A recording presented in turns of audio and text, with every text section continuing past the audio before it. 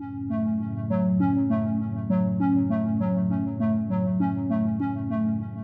saludo a todas las personas que se conectan con nosotros a través de este foro de todos los viernes desde la redacción del diario La Prensa. El día de hoy vamos a seguir hablando sobre migración, porque según el comisionado de Venezuela ante la ONU, Miguel Pizarro, y han sido así los estudios que maneja la Organización de Estados Americanos,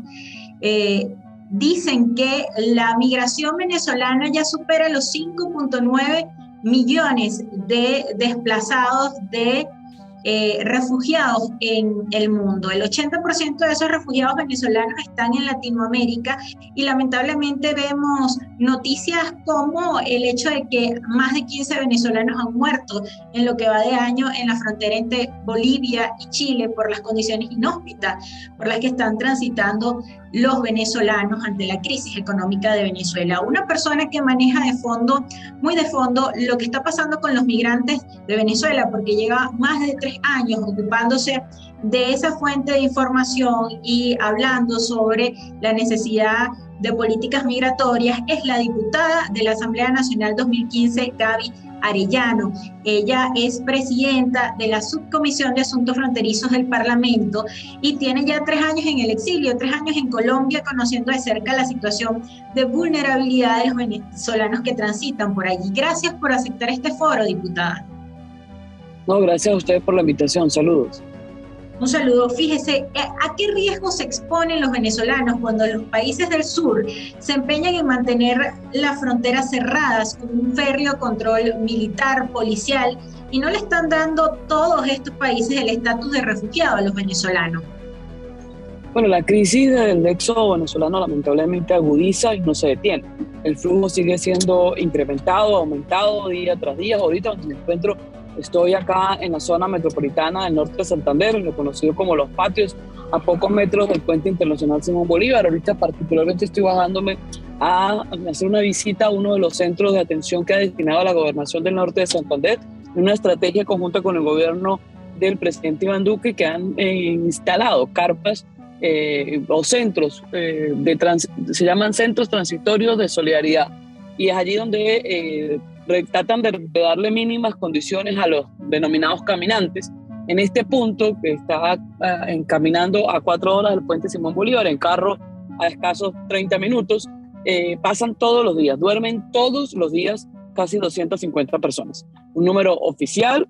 donde se ve que este flujo no se ha detenido, al contrario, todos los cierres de frontera que se dieron por la pandemia, por métodos de dar control de bioseguridad por el COVID-19, no ha sido un impedimento para la salida de venezolanos. Y en los últimos meses, específicamente todo lo que es septiembre y octubre, ese número ha ido aumentando paulatinamente y se espera que a final de este año la cifra sea de casi 400 personas saliendo al día. Se estima además que después del 21 de noviembre, donde se ha creado una expectativa, si no se logra esa expectativa, pues va a volver a tener un alto ese flujo migratorio. Las Naciones Unidas, los organismos multilaterales están en Colombia y son testigos de que este éxodo no ha detenido y que es muy probable que en el primer semestre del 2022, lamentablemente, Venezuela sea la primera crisis de refugiados del mundo, superando a Siria y superando a los países de Medio Oriente por las estimaciones oficiales. Porque hay que destacar una cosa muy importante. Una son las cifras oficiales. ¿Qué es la cifra oficial? Cuando un ciudadano pasa por algún punto migratorio, sea de migración Colombia, sea de migración Ecuador, migración Chile, Perú o los países en cada una de sus oficinas de migración. Pero en Latinoamérica está sucediendo un fenómeno que es lo que es el subregistro, que como nuestras fronteras son tan extensas y es muy difícil tener un control completo, tanto en la frontera entre Colombia y Venezuela, como la frontera de Ecuador y Colombia, como la frontera de Ecuador y Perú, y así sucesivamente, pues los venezolanos pasan países, pasan fronteras y no se registran. Yo particularmente este fin de semana pasado estuve haciendo jornadas de información y sobre todo impulsando con distintas ONG acá en Colombia el trabajo para que el venezolano tenga papeles, se regularice, se inscriba en el PPT. Y me impresionaba que acá en el norte de Santander, familias enteras de venezolanos que tienen 3 años y no se han registrado en ningún tipo de proceso ni de salud, ni de organismo multilateral, ni mucho menos de Migración Colombia. Así que hay una cifra oficial de esos venezolanos que primero tienen documentación o han podido pasar por un punto migratorio, pero hay un número también en un subregistro, como se le conoce aquí, que puede llegar a superar en Colombia el millón de venezolanos. Es allí donde esta estrategia del 2021 del presidente Duque de darle papeles a los venezolanos es una campaña en la que estamos todos, porque sabemos que en el 2022 este proceso va a cerrar y quienes no tengan papeles en Colombia, pues se va a complicar mucho más las cosas, porque la documentación es uno de los principales requisitos para poder tener una migración efectiva, una integración y una acogida en los países que llegan los venezolanos. Lamentablemente, las condiciones como salen los venezolanos en estos puntos transitorios, que en el norte de Santander, desde el puente Simón Bolívar hasta Bogotá, hay 4.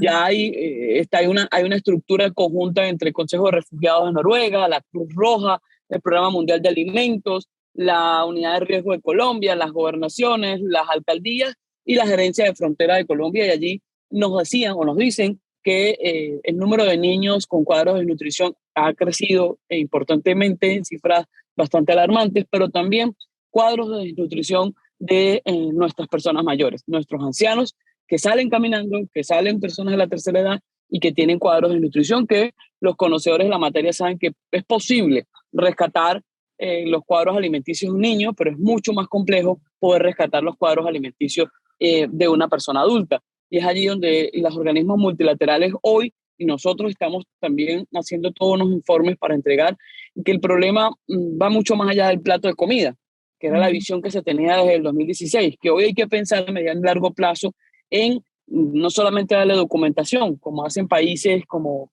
Colombia o, por ejemplo, República Dominicana o Estados Unidos, sino que también hay que crear políticas migratorias transversales en empleabilidad, en educación, en escolaridad, y que así mañana haya un cambio político de quien hoy usurpa el poder en Miraflores, ese número de venezolanos no va a retornar de manera inmediata, porque entre más tiempo tú pasas fuera de tu país, pues estás creando raíces, relaciones que son más difíciles de desconectar de manera abrupta y repentina. Y es por eso que nosotros a Colombia y a América Latina, a Ecuador, le hemos dicho que hay que mirar unas políticas de mediano y largo plazo de estabilidad, pero sobre todo de inserción productiva y de una política que le permita a América Latina de esta crisis tan profunda hacer un salto cuantitativo como lo hizo Europa cuando ha tenido esas crisis en los países, por ejemplo Alemania, Portugal, ha tenido políticas de puertas abiertas, pues ha recibido una mano de obra productiva, una mano de obra incluyente, pero sobre todo una integración multicultural que le ha dado a esos países que hoy son potencia en el mundo.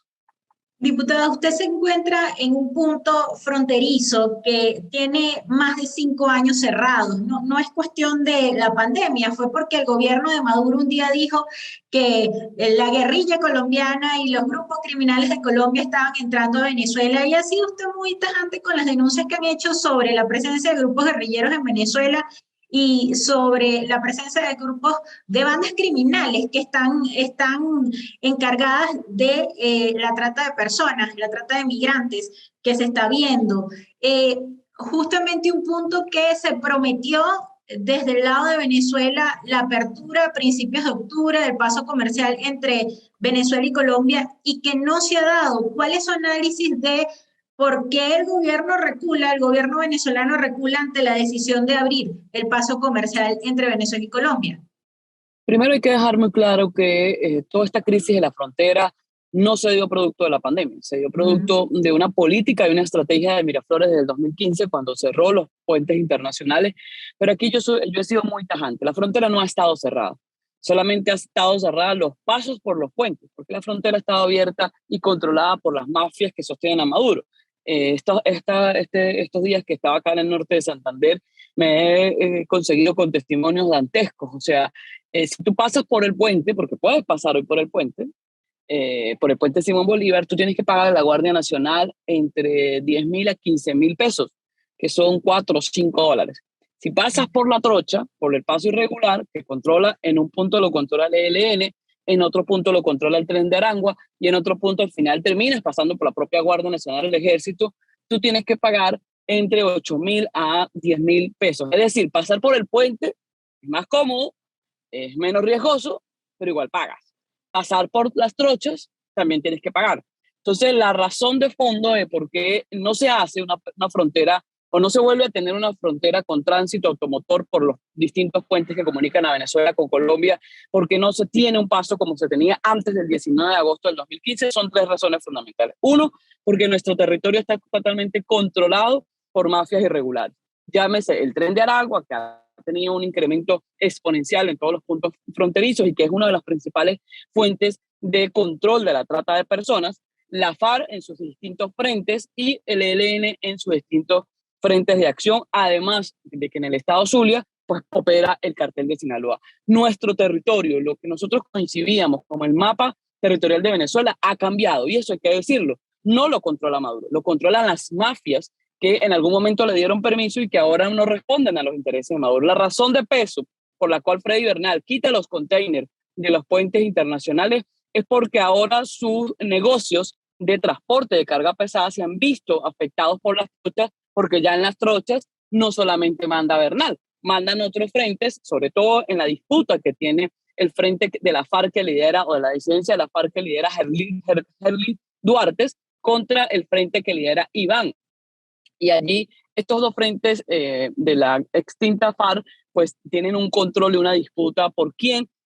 controla, valga la redundancia, todos estos pasos. Unos son amigos de Maduro y otros no son tan amigos de Maduro, y es lo que ha hecho que gandolas de carga pesada que no han detenido su paso y su transcurrir ni por San Antonio del Táchira ni por Paraguachón se han visto afectadas sus negocios, porque ya vemos que en Táchira, en Mérida, en Barinas,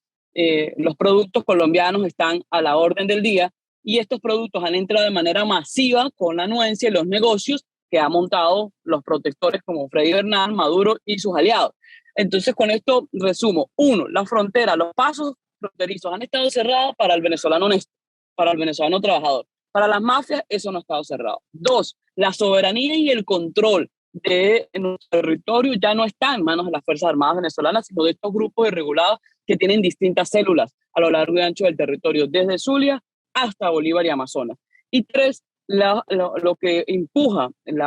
que quitaran los containers por parte de Freddy Bernal en el norte de Santander con Táchira está impulsado, uno, por sus negocios de la carga pesada y dos, por su barniz de democracia que quieren ponerle al proceso fraudulento del 21 de noviembre. Es decir que yo se lo he dicho a los actores económicos en la frontera que son los más afectados de toda esta crisis que se ha dado en los últimos años, que han acabado con la economía desde el lado venezolano y desde el lado colombiano, que no hay un espíritu de reactivar la economía, no hay un espíritu de reactivar relaciones diplomáticas, ni con el gobierno de Duque, ni con cualquier gobierno que venga el próximo año, porque al final Maduro le sirve y es parte de su estrategia, de su plan, que la FARC, el ELN, el Tren de Aragua, el cartel de Sinaloa, tenga el control de esas fronteras, porque recordemos que nuestro país es la puerta de entrada y la puerta de salida de todo el continente. Y por allí, pues la coca que se siembra en Colombia se procesa en territorio venezolano, se almacena en bodegas en Venezuela y se distribuye por vía fluvial o por vía aérea para todo el continente. Es decir que el control, la cooptación del narcotráfico a las estructuras del Estado venezolano y al territorio venezolano son la razón fundamental de lo que sostiene hoy este sistema oprobioso que representa Nicolás Maduro. Entonces, primero decir que Maduro, Bernal, está impulsando una apertura de fronteras es totalmente erróneo y no entender el contexto claro de la vida de la frontera, porque quien ha llevado el hambre, la destrucción del aparato productivo de la frontera es Nicolás Maduro, Freddy Bernal, Bielma Mora, Alex Saab y toda su conglomerado de mafias. Con este diagnóstico, diputada, ¿cuál es su opinión de lo que ha hecho, por ejemplo, el presidente del Senado colombiano, que ha enviado una carta al Parlamento venezolano diciendo que quieren reanudar relaciones comerciales y diplomáticas, pasando quizás por encima de la decisión del presidente Iván Duque? No, yo creo que lo que sucedió en el Senado colombiano es la evidencia de que los aliados de Nicolás Maduro existen en toda América Latina y que se visten afuera de demócratas, pero al final tienen la misma estrategia comunista del socialismo del siglo XXI. Y es particularmente, yo lo he dicho, la jugarreta de senadores del Partido Verde o senadores del Partido de Petro que han buscado a través de una técnica legislativa engañosa aprovecharse un día tan trascendental como lo es el día donde se aprueba el presupuesto de la nación, que tenía una sesión de 9 horas, meter de contrabando una proposición. Una proposición es una propuesta, un acuerdo. que ellos saben, los senadores que impulsaron esta propuesta, que no va a tener ningún fondo ni se va a dar un encuentro del Senado y el Congreso de Colombia con el Parlamento que usurpa Jorge Rodríguez, sino al contrario, fue una estrategia propagandística y de distracción en dos ejes. Uno, tratar de desviar la atención sobre lo importante y realmente trascendental, que son las declaraciones de Alex Saab y la extradición de Alex Saab a Estados Unidos. Dos, aprovechar que ese día estaba el secretario del Departamento de Estado en Estados Unidos para generar una falsa visión de que el organismo de las ideas y de la democracia de Colombia estaba reconociendo a la pantomima de Jorge Rodríguez. Lamentablemente, el presidente del Senado de Colombia fue víctima de una jugarreta política de los aliados de Maduro acá en Colombia, pero que sirvió desde mi punto de vista para alertar a los demócratas colombianos que los aliados de Maduro van mucho más allá de la FARC y el ELN y que hay actores en el Congreso, en los partidos políticos de Colombia, que tienen una línea muy directa, muy pequeña, muy cercana entre Maduro, Miraflores y todas sus mafias. Ese debate público que se dio la semana pasada en Colombia y en Venezuela fue parte de, insisto, la propaganda de mentiras que reproducen constantemente desde Miraflores y que en nada va a llevar en que este Senado que encabeza el doctor Juan David Gómez tenga un reconocimiento a la espuria proceso que representa Jorge Rodríguez en Venezuela. Diputada, hace unos días, María Ángela Holguín, ex canciller colombiana, dio una entrevista para un medio venezolano, La Gran Aldea, y ella decía allí claramente, el bloqueo que Iván Duque mantiene con Venezuela no ha servido de nada. ¿Usted qué piensa de este tipo de declaraciones? Lamentablemente yo he leído y he llevado la vida y el trascender de la ex canciller María Ángela Holguín, una mujer que vivió mucho tiempo en Venezuela como embajadora, que conoce muy claro las estríngulas de la realidad de la crisis de Venezuela. Primero, que más daño le hizo a Venezuela, o más daño le hace a Venezuela, que ellos, el famoso Pacto de La Habana que firmaron en el 2016, solamente fue capitulación del territorio venezolano, porque la FARC no se desmovilizó, la FARC no entregó las armas, sino solamente cambió de territorio. Y una de las cosas las cuales sustento esto es porque aquí en Colombia he podido conversar con actores fundamentales de ese proceso que se dio en el 2016, en el que le dio un premio Nobel de la Paz a Juan Manuel Santos. Me han dicho actores que estuvieron en todos esos procesos que quien convenció y quien sentó a la FARC en ese proceso fue Hugo Chávez Frías. Entonces es allí donde tú empiezas a ver las redes y el plan estratégico que tienen para América Latina, y que lamentablemente Santos y María Ángela Holguín, que fueron los que llevaron a Alex Saab a Caracas con Chávez, Alex Saab, sí, ese mismo Alex Saab, que es el responsable del desfalco más grande que ha tenido la nación y que es la punta del iceberg del desmoronamiento de ese imperio económico que ha construido el chavismo, el madurismo en los últimos 20 años. Creo que no tiene ni legitimidad, ni vocería, ni claridad en sus palabras, porque ella y la antigua administración han sido responsables de que el CLAP se haya construido en los puertos de Cartagena y Barranquilla, y ella llevaba hambruna y muerte a nuestro país. Y es lamentable, y nosotros lo hemos dicho, Nicolás Maduro no solamente le hace daño al pueblo venezolano, sino que es una amenaza real para el sistema democrático de todo el hemisferio, y donde tiene aliados, insisto, lo que sucedió en el Senado de Colombia hace unos días atrás es la evidencia más clara de que los tentáculos de Maduro en Colombia van mucho más allá de la FARC y el ELN. ¿Qué pasará si en mayo, en esas elecciones presidenciales, gane alguien de la izquierda en Colombia? ¿Van a cambiar quizás las políticas migratorias? ¿Va a cambiar quizás el concepto que hay con relación al reconocimiento de Nicolás Maduro? ¿O usted cree que eso es imposible para un país como Colombia? No, todo es posible en la dinámica política de América Latina. El próximo año es trascendental porque hay un cambio de gobierno en Brasil, hay un cambio de gobierno en Colombia, hay movimientos en toda la América Latina. Es allí donde nosotros hemos alzado la voz y le hemos dicho a los demócratas del hemisferio que tenemos que trabajar de manera organizada para evitar que estos populistas lleguen a los poderes y se repita la historia de Cuba y de Venezuela. Que ellos llegan vestidos de oveja, pero al final terminan siendo destructores de una nación como lo hicieron con nuestro país, y que Nicolás Maduro es necesario generar unas estrategias mucho más fuertes, las que hemos hecho, reconociendo los errores y reconociendo que no hemos sido efectivos en nuestras estrategias claras, porque entre más tiempo permanezca Nicolás Maduro usurpando el poder y esa mafia controlando y coaptando cada día más el territorio venezolano, pues evidentemente se convierte más en un santuario de todas esas mafias transnacionales que le hacen daño a Colombia, a Argentina, a Brasil, a América Latina, a Estados Unidos, y que trasciende nuestro continente, como lo ha dicho el jefe de la inteligencia venezolana, el Pollo Carvajal en España, donde hasta actores del viejo mundo están involucrados en las redes criminales. Lo hemos visto en estas pocas horas de Alex Saab en Estados Unidos, donde se ve inmiscuido Bélgica, Noruega, Turquía. Todo el sistema financiero del mundo ha sido tocado por la sangre que se ha originado para la extracción del oro de nuestro país. Con el dolor y el hambre de miles de venezolanos se ha visto inmiscuido todas las redes del planeta entero, donde hasta Asia está inmiscuida en estos procesos. Allí que si otro país vuelve a tener la experiencia de Venezuela, pues evidentemente el sistema democrático del mundo habría fracasado. No pueden los demócratas del mundo permitir que vuelva a llegar un populista como Chávez o Maduro al poder acabar una nación como lo hicieron con Venezuela.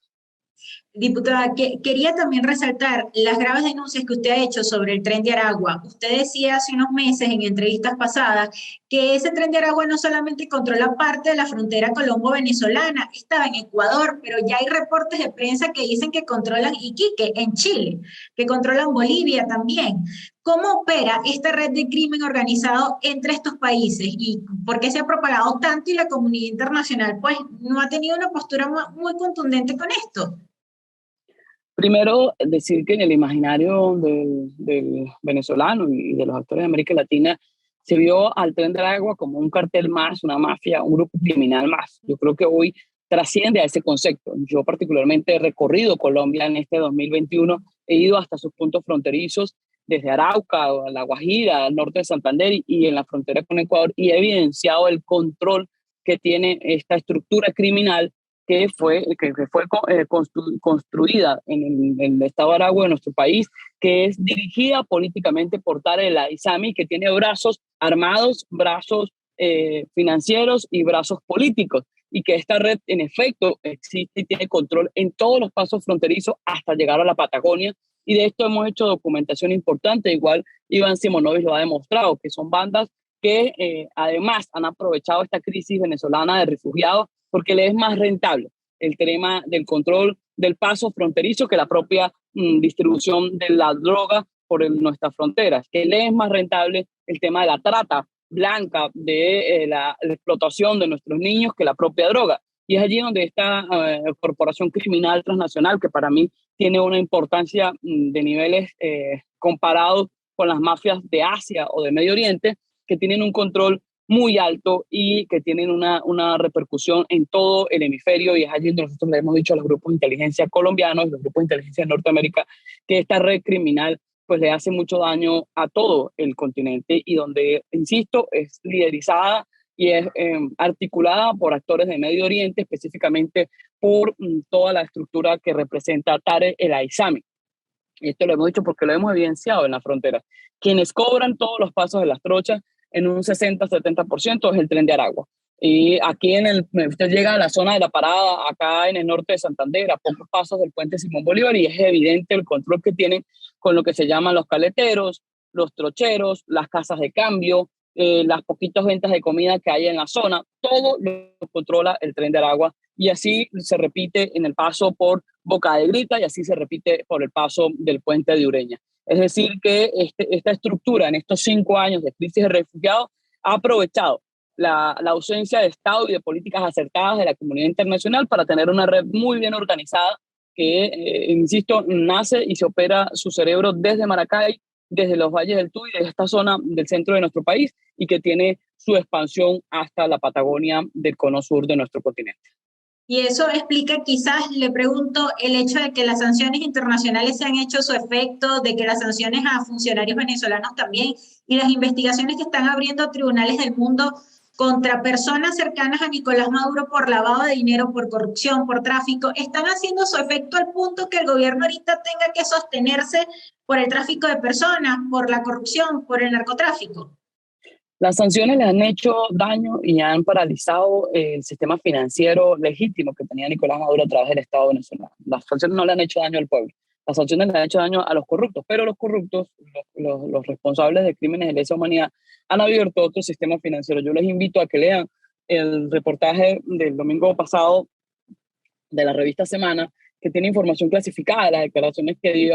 ha dado el señor Alex Saab y el entramado de que uno puede tener una imaginación que se han robado dinero, pero cuando usted empieza a detallar qué es lo que va a suceder en las próximas semanas con las declaraciones de la enfermera de Chávez, con las declaraciones de Hugo Carvajal, con las declaraciones de Alex Saab, es esa estructura criminal que a través del oro de nuestro país, que a través de empresas fantasmas, que a través de aquellos abastos bicentenarios, se recordarán todos que se creó toda una parafernalia que al final solo sirvió para lavar dinero y para saquear al erario público. O sea, cuando tú ves las conexiones con empresas petroleras del mundo, con empresas minerales del mundo, con empresas de alimentaciones del mundo, y que al incrementar las sanciones, Alex Saab y otros más creaban rutas alternas y paralelas donde solo podían transcurrir las mafias internacionales. Y es allí donde cuando a mí particularmente me dicen, no, es que el problema de Venezuela es que hay un mal gobierno. Yo le digo, no, no hay un mal gobierno. El problema de Venezuela es una corporación criminal. Cuando usted lo entiende así, sabe a qué se enfrenta y sabe por qué el proceso nosotros no se puede ver de manera ligera ni encapsulado en 2 o 3 temas. Tenemos que tener un contexto claro de lo que está en Venezuela, donde no hay medios de comunicación, no hay libertad de expresión, no hay instituciones, no hay fuerzas armadas que respeten la soberanía, que nuestro territorio está entregado a mafias internacionales, que no hay un banco central, que no hay un poder judicial. Es allí donde tú empiezas a ver, y hoy somos objeto de estudio en los grandes centros de pensamiento del mundo, de lo que ha llegado ese modelo que se vistió con un discurso de reivindicaciones sociales, de reivindicaciones ante los más débiles, hablando de equidad, hablando de igualdad, pero que al final lo que hizo fue crear una estructura de Estado donde una pequeña cúpula tiene todos los lujos, privilegios y la mayoría viven en una extrema pobreza, como lamentablemente sucede en Venezuela. Es allí donde nosotros le hemos dicho a América Latina, específicamente a todos los países de la región, que no puede haber, por debilidades que tenga el sistema democrático, la apertura y la permanencia a estos embajadores del populismo, del socialismo del siglo XXI, ni en Colombia, ni en Brasil, ni en Argentina, ni en Chile, porque lamentablemente pueden repetir el caso de lo cual nosotros hemos sido víctimas. Diputada, nombra a Alex Saab. El 1 de noviembre hay un juicio de este empresario colombiano que está siendo señalado de ser el principal testaferro de Nicolás Maduro. No hay negocio que no tenga que ver en Venezuela desde 2011, que no tenga que ver con Alex Saab, la gasolina, las cajas CLAP, las conexiones para evadir las sanciones. ¿Usted qué cree? Según su análisis, según las investigaciones, este hombre sí puede cantar ante la justicia estadounidense. El hecho de que esté por definirse la extradición del Pollo Carvajal, que la defensa del Pollo está tratando de dilatar su extradición, pero ya es una decisión tomada, y el hecho de que también sea extraditada Claudia Díaz, mejor conocida como la enfermera de Hugo Chávez, puede ser el detonante clave para que Maduro comience a perder poder en Venezuela. No es que va a declarar, es que ya está declarando. No es que le va a hacer daño, es que ya le está haciendo daño. La justicia tarda, pero al final llega. Al final estos sistemas oprobiosos siempre tienen un final. Yo no hablo de tiempos, yo hablo de procesos. Ya hay un proceso en curso, donde evidentemente hay consecuencias a los sistemas financieros, a los sistemas criminales. En pocas horas de estar Alex Saab en las cárceles de Norteamérica, pues automáticamente se hicieron allanamientos a empresas de lavado de dinero que estaban en el territorio colombiano, en territorio norteamericano, donde se evidenció lo que nosotros en el Táchira veníamos denunciando desde 2014, la cara de corderito de Vilma Mora, pero lo que realmente era y lo que representa para la estructura criminal. Y estamos seguros que cada día que pase van a ser más la información que se va a recibir para los órganos de inteligencia, para los órganos internacionales de las redes criminales que representa Nicolás Maduro. Alex Saab está conectado no solamente con la crisis institucional y el saqueo a la nación del Estado venezolano, sino que también tiene redes con Colombia, con Brasil, con Asia, con Europa, con Medio Oriente, y eso se va a ir develando con pruebas sustentables, porque aunque Maduro tenga secuestrada a la pareja de Alex Saab y una campaña de mentiras, pues Alex Saab está claro y sabe que su tiempo y su fidelidad contra Maduro en nada le sirven en una cárcel de alta seguridad en Estados Unidos. Los altos carteles del mundo se han venido desmoronando, y no en vano. Hace pocas horas las fuerzas policiales de Colombia detuvieron al criminal más buscado de Colombia. Es decir, todo esto va enlazado y conectado y lamentablemente todo tiene epicentro en Venezuela. Y de esta información no me cabe duda que evidentemente le va a dar golpes muy certeros donde están muy preocupados en los círculos muy cercanos de Nicolás Maduro, Diosdado Cabello, Tarek El Aissami, Cilia Flores, Delcy Rodríguez y Jorge Rodríguez, porque esa red criminal cada día se va develando más y más y más. Como tachirense, ¿qué opinión tiene de la imputación que un tribunal estadounidense ha hecho contra José Gregorio Bielma Mora, que por años fue gobernador del Táchira, manejó los CLAP y hoy está siendo acusado como parte de esa red? Es como la primera persona directa del gobierno de Maduro, estando en Venezuela, que está siendo imputado por un tribunal estadounidense. Y por ahí vendrá Iris Varela, Freddy Bernal y otros más. Lamentablemente nuestro estado Táchira ha sido la víctima principal de esos laboratorios criminales que ha tenido estas mafias. Táchira fue donde destruyeron todo el sistema del combustible, en el Táchira fue donde destruyeron primero toda la validez y la fortaleza de nuestra moneda. En el Táchira es donde está totalmente controlada por los irregulares y para vivir en el Táchira tienes que estar bajo la dominación de estas mafias que controlan el territorio, que controlan la economía, que controlan los sistemas de control social, que controlan todo el tema de los pasos de un lado a otro. Como tachirense nos da un fresquito y sabemos insisto, la justicia tarda, pero la justicia al final llega. Miren, los poderes más grandes, los sistemas más oprobiosos de la historia del mundo, pasado o contemporánea, siempre nos reflejan que estas criminales terminan yendo por sus mismas delaciones, por sus mismas estructuras de delación entre ellos mismos y que esperemos que la vida y Dios nos dé la licencia y la oportunidad de ver caer este sistema oprobioso y de ver nacer de esta crisis una Venezuela de valores, una Venezuela de instituciones y una Venezuela donde realmente tengamos la capacidad de reconstruir nuestro tejido social, que es lo que más han hecho daño en este modelo, lamentablemente, a nuestro país. Diputada, quisiera robarle unos 5 minutos más para tratar, quisiera conocer un poco su opinión sobre esta mesa de negociación en México que fue suspendida. Unos analistas dicen que más es porque inicia la campaña política que por otra cosa, que Alexa fue un tema de excusa para el gobierno de Nicolás Maduro para aprovechar la campaña. ¿Qué piensa usted de esta mesa de negociación? ¿Está quedando bien parada la oposición en esa representación que hay? ¿O esto simplemente es para que Maduro siga ganando tiempo y trate de buscar reconocimiento internacional? Yo como política creo en la palabra como un poder y una herramienta para poder generar modelos de transformación. Yo creo en la herramienta de la negociación, pero creo que en Venezuela nunca lo hemos utilizado de manera idónea. Creo que además los sectores de la oposición venezolana en gran medida están coaptados por estos dineros mal habidos del narcotráfico y que lamentablemente no vamos a poder avanzar asertivamente hasta que no haya una verdadera depuración de la conducción política de nuestro país y donde esos que en Miraflores son testaferros, pero que cuando pasan la acera se ponen una corbata, son financistas de partidos políticos, de actores políticos, no se corte ese lazo, lamentablemente vamos a seguir pedaleando en la nada, porque yo creo que lo de México nació muerto, creo que lo del 21 de noviembre va a ser un fracaso estructural para las fuerzas democráticas que han servido a esa falsa ilusión y que el 22 de noviembre amanecerá un país un poquito mucho más frustrado de lo que está hoy y que hay que tener la fortaleza, la capacidad de quienes están dentro, que hay gente buena, que hay gente capacitada, que hay gente con todas las ganas y los que estamos por razones de fuerza afuera, unir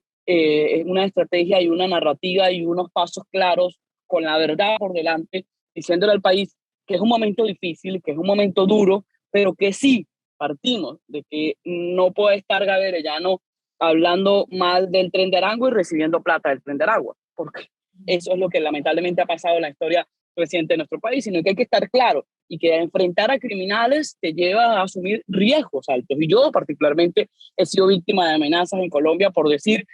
que la FARC está hospedada y dónde está hospedada la FARC y los altos jerarcas, decir que Tarek El Aissami es la cabeza del Tren de Aragua lleva riesgo, pero esos riesgos hay que asumirlo con la franqueza y el dolor que vive el país. Y es por eso que una de las cosas que yo creo y le he dicho a mis colegas políticos de Venezuela es que nosotros tenemos que aprender de los errores. Y uno de los errores que nosotros hemos cometido y que lamentablemente algunos siguen cometiendo es crear falsas expectativas. Falsas expectativas de decir yo en esta entrevista que porque Alex Saab está en Estados Unidos, a Maduro le quedan horas. Eso es mentira. Que Alex Saab representa un proceso que va a debilitar a la estructura criminal de Maduro, sí, pero no podemos generarle falsas expectativas a el pueblo venezolano, porque eso ha sido nuestra responsabilidad y nuestra culpa del por qué no hemos logrado el objetivo que le planteamos al país en el 2015. Que se pueden hacer cosas mejores, que se pueden recomponer las fuerzas totalmente, pero yo sobre todo creo que lo que hay que esforzarse en el próximo trimestre, en las próximas semanas, es en tener realmente una conducción política, insisto, que no esté financiada por los testaferros de Maduro. ¿Cómo evalúa el gobierno interino? ¿Ha hecho usted Creo, fuertes críticas desde hace un año cuando se distanció de Voluntad Popular sobre cómo estaba haciendo la conducción de los principales partidos de Venezuela? Hoy, ¿cómo ve ese gobierno interino y cómo ve el G4? yo creo, uno, que la institucionalidad de la Asamblea Nacional no puede estar en duda, porque nosotros asumimos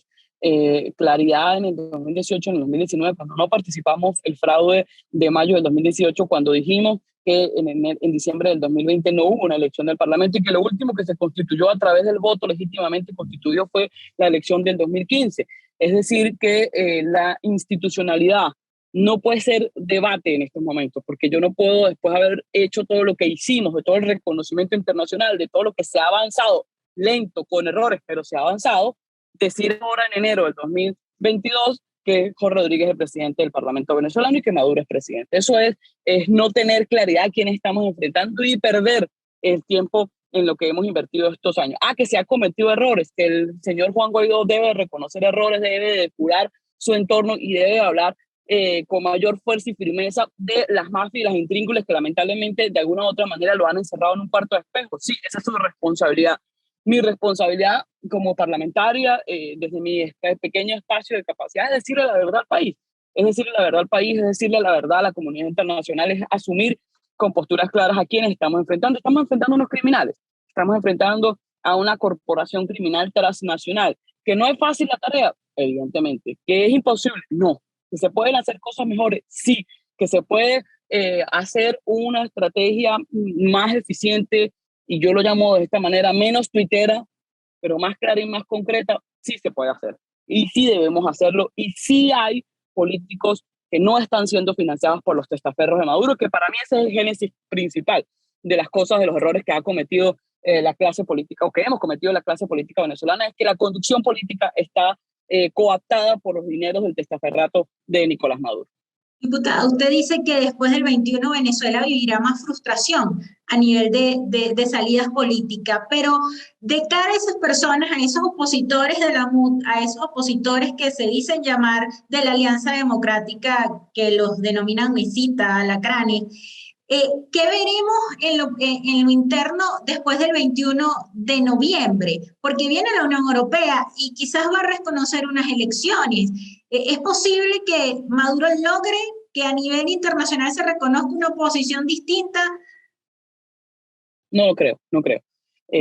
Aunque ha hecho todo el lobby político en la Unión Europea, en Estados Unidos y en América Latina, no creo que Maduro tenga el reconocimiento internacional después del 22 de noviembre. Creo que el espejismo, que lamentablemente algunos actores han querido construir para el 22 de noviembre, ellos van a ser las principales víctimas de ese espejismo cuando se den cuenta de que en Venezuela no hay una elección legítima, justa, verificable y donde se respete lo que el ciudadano decida.